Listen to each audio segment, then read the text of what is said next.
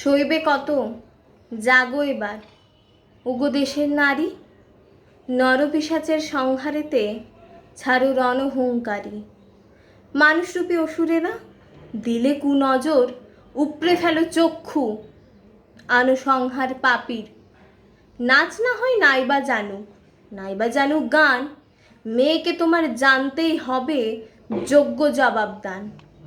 ওরে মেয়ে শোন রে তোরা, লড়তে হবে তোদের, সমাজ থেকে বলবে না কেউ এ লড়াইও মোদের। তোরা হলে দেবীর অংশ, ভয় কেন পাস তোরা? শাস্তিটা তুই নিজেই দে রণমূর্তি ধরে। পুরুষ বলে ভাবতে এখন লজ্জা লাগে মনে, নারীর গর্ভে জন্মে এরা নারীর শোষণ আনে। কলমে বিধিহোত্র মজুমদার, কণ্ঠে সৃজনী। স্বাধীনতার ৭৭ বছর পেরিয়ে যাওয়ার পরও একটা প্রশ্ন থেকেই যায়, আমরা কি সত্যিই স্বাধীন? আমাদের মনের পরাধীনতার শৃঙ্খলের কি মুক্তি ঘটেছে? আমরা কথাই বলি আমরা নারী, আমরা সব পারি। সত্যিই কি আমরা সব পারি? আমরা যেখানে বাস করি সেখানে প্রত্যেক বছর ঘনঘটা করে মা দুর্গার আরাধনা করা হয়। আলোয় আলোয় ভরে ওঠে গোটা শহর, গোটা রাজ্য, গোটা দেশ বা গোটা বিশ্ব। কিন্তু আলোর আড়ালে সেই অন্ধকারে নারী, যিনি দুর্গার জীবন্ত প্রতিমূর্তি, তাকে শোষণ করা হয়। জানি না নারী জীবনের সমস্ত কালিমা মুছে গিয়ে কবে নারীর আলোতে আলোকিত হবে গোটা সমাজ। সেই সুদিনের অপেক্ষায় শুধু।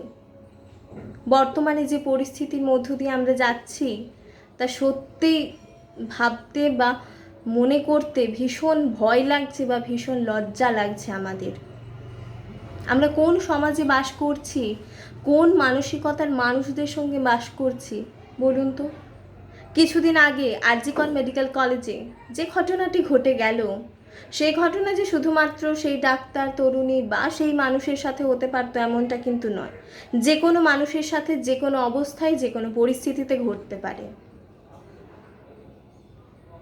তাই যে বা যারা এই ঘটনার সঙ্গে জড়িত, এই ঘৃণ্যতম অপরাধটি করতেও দুবার ভাবেনি, তাদের দৃষ্টান্তমূলক শাস্তি হওয়া দরকার, যাতে পরবর্তীকালে কোনো মানুষ এই রকম ঘটনা ঘটানোর আগে দুবার ভাবে, প্রাণের মায়া করে। কারণ আজকাল মানুষের মন থেকে বিবেক, মনুষ্যত্ব, লজ্জা এই কথাগুলো চলে গেছে। তারা এখন উপরওয়ালাকেও ভয় পায় না, ভাবে না যে আজকে এটা ঘটালে পরবর্তীকালে আমার সাথেও কি ঘটতে পারে।